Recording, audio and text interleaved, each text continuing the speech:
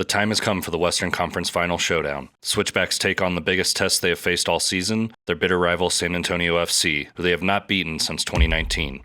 This matchup looks to be another intense battle, and both clubs are looking to leave it all out on the pitch with a trophy waiting to be lifted. There's been the pace setters on both sides of the championship, the USL Championship, East and West. I think they have a really strong identity, they know exactly what they want to do, and they make it extremely difficult for teams to go there and play. And we know what to expect, but it's another thing knowing what to expect and then being able to go and implement what you want to do. Nobody's going to be sitting here going, great, I'll go out and tell all my family, all my friends, you know, we made history for Colorado Springs. Nobody, it's amazing, and we don't put it off lightly. But once it's achieved, it's achieved. Now what's next? You know, and what's next is San Antonio. It is a championship Sunday in the Western Conference. San Antonio FC and Colorado Springs Switchbacks FC meet tonight for the right to play Louisville City a week from tonight in the USL Championship Final. Everybody knows what you're going to see, and you have to respect it. You do, you have to respect it. If you disrespect it, you're the fool in this game. They're going to be direct, they're going to come at you, they're going to be aggressive, they're going to be physical, and they're going to be elite at all those things.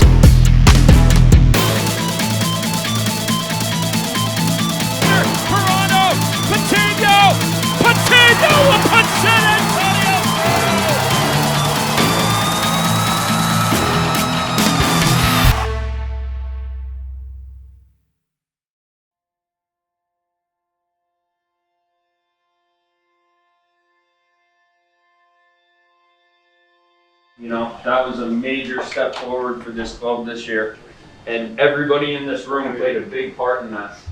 You know, even if you didn't play tonight, you helped get us to this point. And I thought everyone who played tonight played well. I thought we dominated most phases of the game and never felt like they were going to hurt us. We just didn't catch a break. And, you know, that sucks to look across and be close enough to touch a trophy and not leave with it. So let's not have that feeling again next year. That should motivate us right from the start of the season. We'll strengthen this group. We'll get deeper. We're going to be better in every way next year. But I also want to recognize all the work that you put in this year to get us to this point, and let you know that we as a staff really appreciate every little thing that you guys did to get us here. This is still a special night for us. This is our first final as a group, and it's not going to be the last one, not even close. Not with the guys we're bringing in next year. This is going to be a regular occurrence, and next year we should be planning on, talking about, right from the start, doing this at home. So the final, you know, that 1 seed, that 2 seed, can we progress from where we finished this year? I think we can, and I think we will. But don't be disappointed in yourself tonight. You didn't do anything that left you in a position where you deserve to lose. Maybe we didn't deserve to win the game, but we definitely didn't deserve to lose it. Not even close. So, again, we appreciate you. We thank you for everything you did for us this year. And we're going to get after it again next year, and we're leaving with a trophy. All right?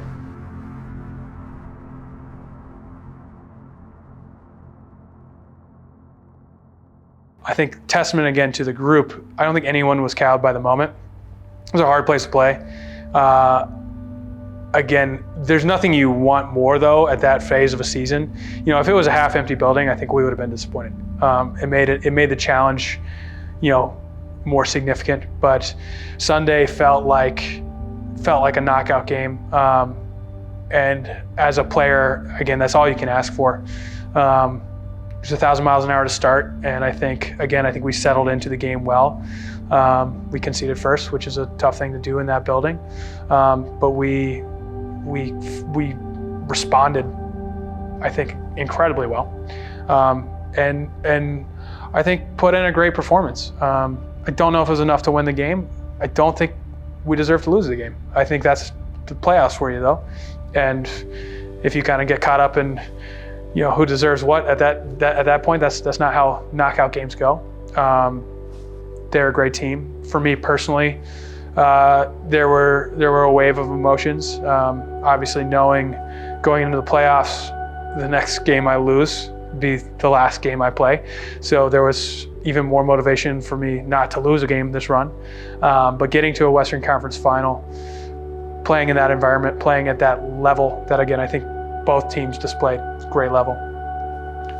At the end of when the final whistle blew, there was a moment of, I think, kind of pride that, if you're going to go out, you're going out on quite a big stage. I think probably the best word would be frustrating, because I feel like the game plan the coaches put in, the lineup, all these things made sense. All of it, you can't say worked to perfection because we didn't win, but in the grand scheme of things, they didn't threaten us. I mean, they had the goal, but outside of that, you're not looking at saying, okay, they had 3 or 4 really clean chances. We should have been knocked off the field. And while we weren't necessarily threatening either, I think it's one of those where it kind of just leaves it up to everyone's own opinion of, okay, well, this happened, but that didn't happen, and so on and so forth. So it was devastating. Obviously, you don't want to get in championship games and not lift trophies. Someone has to lift the trophy and someone has to watch someone lift the trophy. So it's extremely disheartening in those moments, but it also should just light a fire in every single player that's going to be back in this locker room next year.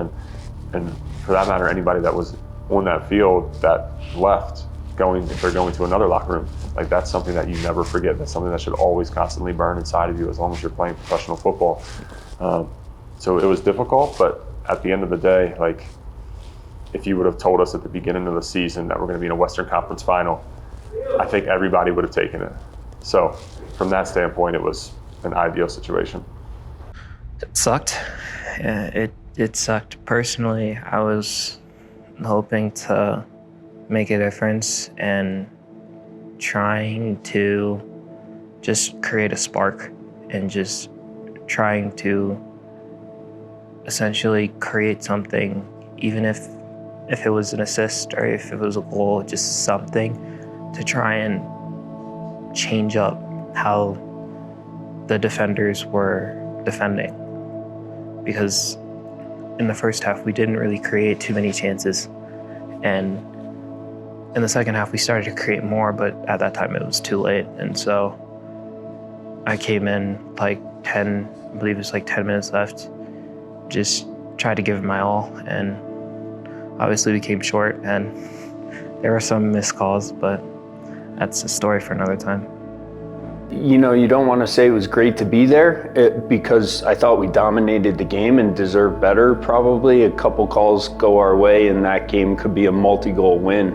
So that part was disappointing, but I think, just proud to have a team who had won 2 games when we got here 24 months ago in the Western Conference final, having historic transfers going out, having there's so much momentum here right now. It's scary. It's an awesome thing to be a part of. They did well what they do. They did well all year with. They scored first, and when they score first, they're a very, very tough team to beat. They kill us with a dagger in the heart at the end when we're going chasing.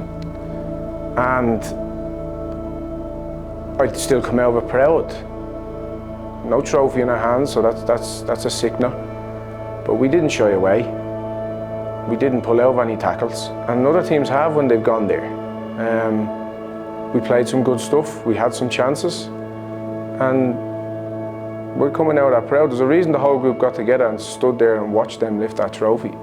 That's going to etch in their brain now, and we're going to use that now for future fuel. So out of a bad situation, we plan on a good situation coming out of it next year. So we're proud leaving there. We're devastated we didn't have a trophy. We're devastated we couldn't beat them.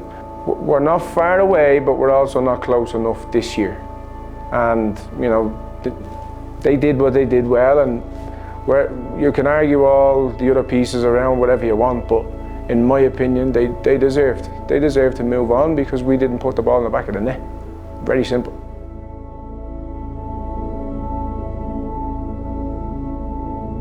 The Switchbacks gave it their all, and despite the result, the team came together and held their heads high as they had to watch San Antonio lift the Western Conference trophy.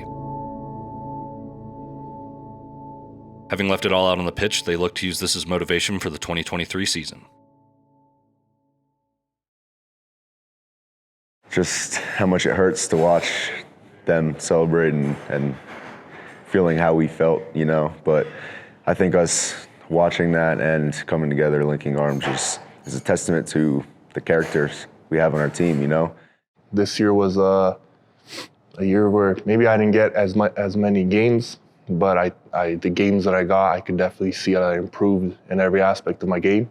And there's still a lot more things that I want to improve. And like I said, man, just seeing San Antonio lift that trophy, it just makes me not want to take a single day off. Like if I could start training today, team training, I would do it today just for that game, just to play that game again.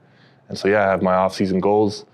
I want to come in and be faster, better in every way, and protect the stadium. You know, I think all of us have the goal that we want to win a championship, and we fell short this year. So yeah, at the same time, it was great, but none of us are satisfied at all with this situation. So it's coming back next year even hungrier and really pushing each day to improve, you know, individually and push the guys next to us to really reach that level. Just because, you know, we've had some sort of taste of it, a bitter taste in our mouth, and so we want to go out there next year and come back and win a championship here. I mean, we've set a standard now for what it looks like, for what success looks like in Colorado Springs, and what success looks like for this coaching staff and this club and this group of players. We'll have a big core back, and you know, with that, expectation comes back. So it's up to us to be able to make sure that everybody, if new guys come in, that they don't, I don't want to say fall in line, because that's not the way you talk to men, but essentially are on board with what the project looks like and what we're trying to do here. So that's the most important thing, is that everybody's collectively together and understands what we're trying to do and what kind of legacy we're trying to leave in Colorado Springs.